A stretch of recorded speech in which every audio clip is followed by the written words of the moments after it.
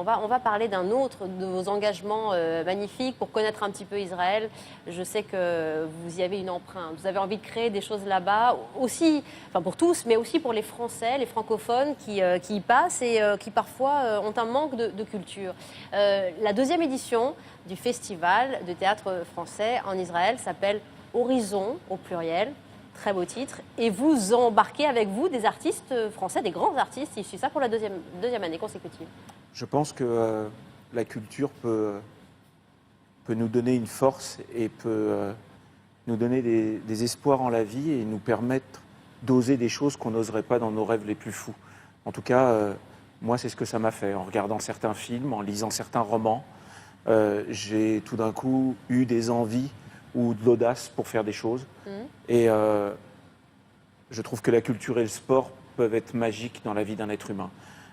Et si on arrivait à amener de la culture ou à faire voyager la culture dans les endroits les plus fragiles et que tout ça ressemblerait à des rassemblements d'amour, alors je pense qu'autant pour les artistes, dans leur devoir de transmettre, que pour les spectateurs, dans leur envie et dans leur surprise de découvrir, ça a du sens.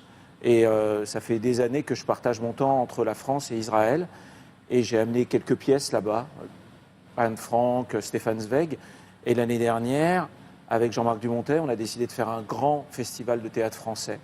Donc on a amené des acteurs tels que Thierry Lhermitte, Pierre Arditi, François-Xavier Demaison. Qui pour la plupart ne connaissaient pas d'ailleurs Israël. Ne connaissaient ça a été rien. vraiment un choc. Ils n'avaient jamais joué là-bas. Ouais. Et en fait, tous les artistes sont restés plus longtemps que prévu. On demandait à découvrir le pays, sur lequel ils avaient une mauvaise image ou pas d'image.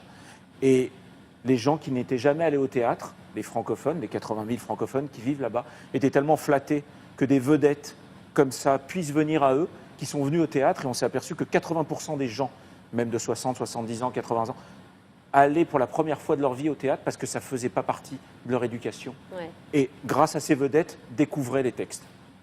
Et ben, c'est formidable. Donc, on est obligé, artistiquement, d'avoir envie de pérenniser ça.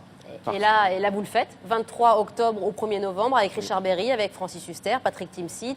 Voilà, c'est une machine qui est en marche. Et, alors après, peut-être y aura-t-il des comiques, je sais pas. C'est bon aussi d'exporter. Voilà. Avec plaisir, mais non, je souhaite. Mais comique ou même enfin. pas comique, c'est-à-dire qu'on Ouais. amène Andrea Bescon qui joue les chatouilles. Ouais. Et donc c'est une Texte histoire très, assez très fort dramatique. sur C'est un la succès scène. formidable. Elle a fait de son histoire, qui aurait pu être dramatique, une victoire. Et on joue les chatouilles à Tel Aviv. Et par exemple, eh ben, j'en profite pour faire une soirée en honneur de la femme.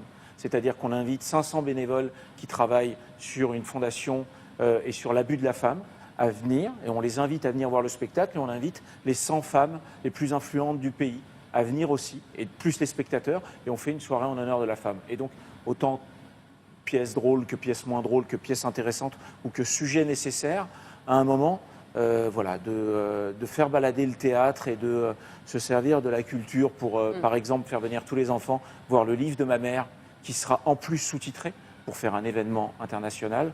Je pense que c'est nécessaire.